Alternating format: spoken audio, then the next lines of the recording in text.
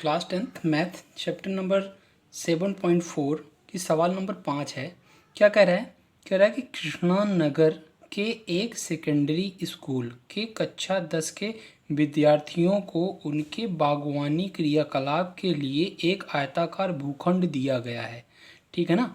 गुलमोहर के की पौध को परस्पर 1 मीटर की दूरी पर इस भूखंड की परिसीमा पर लगाया जाता है। ठीक है ना। इस भूखंड के अंदर एक त्रिभुजाकार घास लगा हुआ लान है। ठीक है ना, ये दिख रहा है जैसा कि आकृति 7.14 में दर्शाया गया है। ठीक है ना। विद्यार्थियों को भूखंड के शेष भाग में फूलों के पौधे के बीज बोने हैं। ठीक है ना।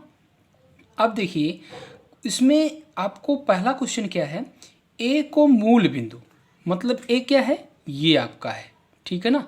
ए को मूल बिंदु मानते हुए त्रिभुज के शीर्षों के निर्देशांक ज्ञात कीजिए। सबसे पहले हमको क्या करना है, ए को अगर मूल बिंदु मान लिया जाए तो जो ये त्रिभुज बना है इसके निर्देशांक मतलब पी क्यू आर के निर्देशांक क्या होंगे वो हमको निकालना है। उसके बाद क्या कह रहा है, यदि मूल बिंदु सी हो, अब देखिए ये आपका मूल बिंदु सी है, ये आपका सी दिख रहा है, तो देखिए हो तो त्रिभुज पी क्यू आर के शीर्षों के निर्देशांक क्या होंगे। ठीक है ना।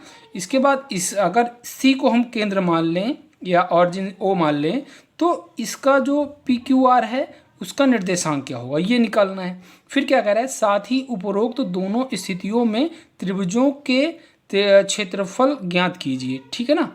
अब यहाँ पे ध्यान से देखने वाली बात यह है कि जो आपका P है, ये आपका P है, अगर A को हम केंद्र मान लें तो P आपका क्या है, P के जस्ट नीचे आप देखिए, अगर इसको हम x एक्सिस मान लें, इसको आप x एक्सिस और इसको आप y एक्सिस मान लीजिए, तो आप ध्यान से देखिए कि x एक्सिस पे P की डिस्टेंस क्या है, P आपका क्या है 4 है। यहाँ पे आपका देखिए जस्ट अगर नीचे परपेंडिकुलर लाइन x एक्सिस पे खींचेंगे तो क्या आएगा आपका 4 आएगा। ठीक है ना। तो यहाँ पे आपका 4 हो गया।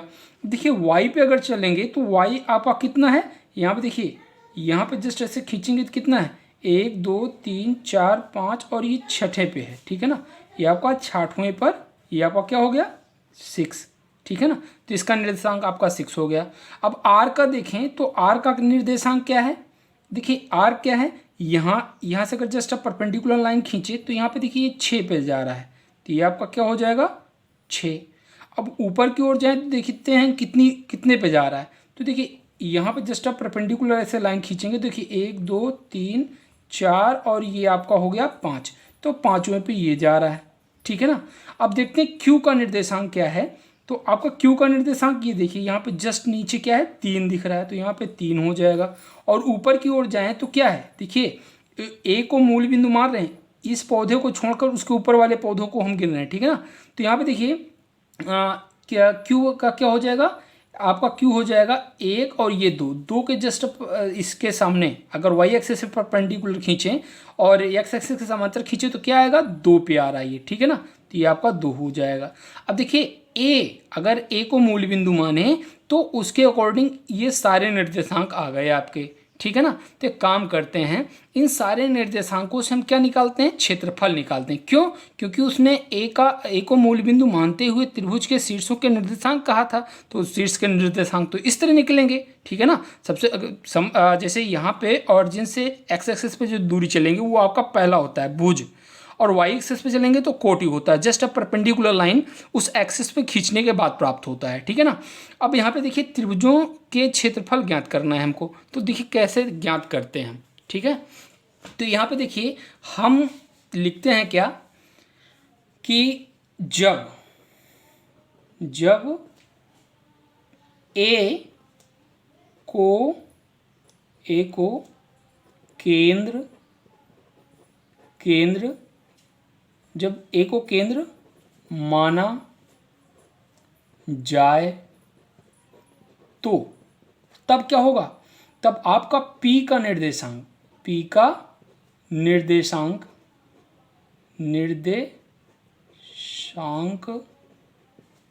क्या हो जाएगा 4,6।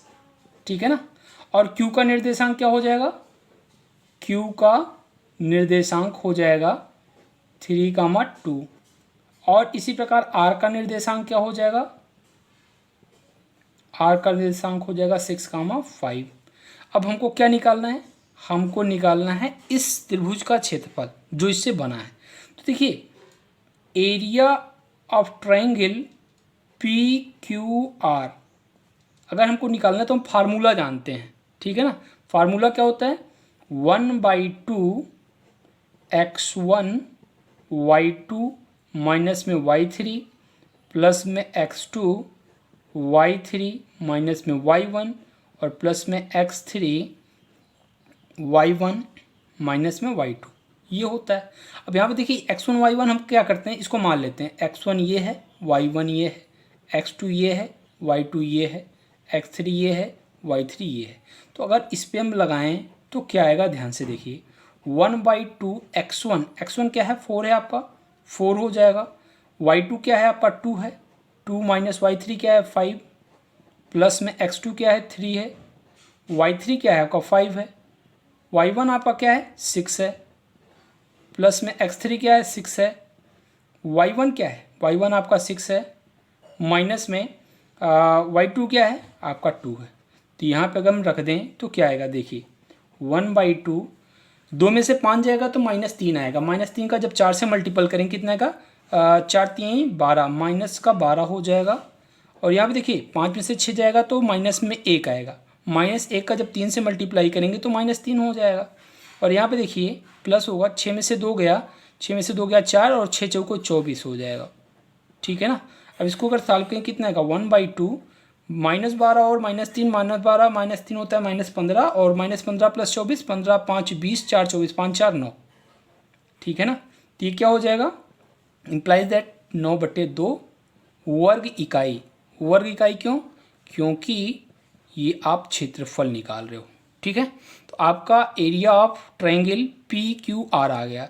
अब क्या निकालते हैं, दूसरा क्या है, दूसरा कह रहा है कि यदि मूल बिंदु C हो तो पी क्यू आर के शीर्षकों के निर्देशांक। अब देखिए यहाँ पे ये आपका क्या है, C है। अब C के अकॉर्डिंग अगर देखें तो आपका P वाला निर्देशांक क्या आएगा, P वाला, ठीक है ना। तो P वाला आप देखिए ये आपका कितना हो जाएगा, अगर इसको हम x एक्सिस, अब इसको x एक्सिस, भाई ये x एक्सिस इसी के पैरेलल है तो ये आपका x एक्सिस, और ये ऊपर वाला ये वाला इसके पैरेलल ये है तो ये है, तो यहाँ पे ये y एक्सिस, ठीक है ना। ये क्या हो जाएगा y एक्सिस और ये आपका क्या हो जाएगा x एक्सिस। तो यहाँ पे ध्यान से देखिए ये जो P है इसका निर्देशांक कितने पे आएगा, अगर हम यहाँ से गिनना स्टार्ट करें तो कितना आएगा, 1 2 3 4 5 6 7 8 9 10 11 और ये 12 पे आ रहा है। तो यहाँ पे क्या हो जाएगा, 12 हो जाएगा। और कहाँ पे जा रहा है, इस पर अगर परपेंडिकुलर खींचे तो ध्यान से देखिए, अगर परपेंडिकुलर खींच रहे हैं तो 1 2 दूसरे पर ही परपेंडिकुलर ये जाके पड़ रहा है, तो ये क्या हो जाएगा 12, 2। अब यहाँ पे r का देखें तो r का देखिए ध्यान से कहाँ पे जा रहा है, यहाँ पे जा रहा है परपेंडिकुलर, देखते हैं 1 2 3 4 5 6 7 8 9 10 पे ये आ रहा है, तो ये आपका क्या हो जाएगा 10, ऊपर की ओर देखते हैं कि कितने पे जा रहा है, तो देखिए यहाँ पे अगर इससे खींचेंगे तो 1 2 3 पे जा रहा है, तो ये आपका क्या हो जाएगा 3, ठीक है ना। अब Q का देखें तो Q का अगर जस्ट परपेंडिकुलर खींचे तो यहाँ पे कितना आएगा, 1 2 3 4 5 6 7 8 9 10 11 और ये आपका हो गया 12 और ये आपका जस्ट थोड़ा सीधा रहेगा 13वें पे जा रहा है, तो ये आपका क्या हो जाएगा 13, यहाँ पे देखिए ये किस पे जा रहा है 1 2 3, ठीक है ना, 3 हो गया, 4 5 और ये 6 पे आ रहा है, ठीक है ना। तो ये आपका हो जाएगा 6, ठीक है। तो ये आपके सारे निर्देशांक आ गए। अच्छा एक चीज़ और भी था, अगर हमको A मूल बिंदु मान के कर रहे हैं तो हम C से भी निकाल सकते थे, लेकिन यहाँ पे फिगर दिया है तो हम इसको ऐसे गिन के भी लिख सकते हैं, ठीक है। तो आपका देखिए यहाँ पे क्या है, जब अगली कंडीशन क्या बनेगी, जब जब यहाँ पे लिख सकते हैं C, जब C को केंद्र माना जाए तो, अब C को केंद्र माने तो P का निर्देशांक क्या हो जाएगा, P का निर्देशांक क्या हो जाएगा, देखिए पी का निर्देशांक हो जाएगा 12, और इसी प्रकार क्यू का निर्देशांक क्या हो जाएगा 13, 6, और इसी प्रकार अगर हम देखें आर का निर्देशांक क्या हो जाएगा तो ये आपका हो जाएगा 10, 3। ठीक है ना। अब यहाँ पे देखिए हमको क्या निकालना है, फिर से एरिया ऑफ ट्रायंगल PQR, तो क्या हो जाएगा, फार्मूला सेम है।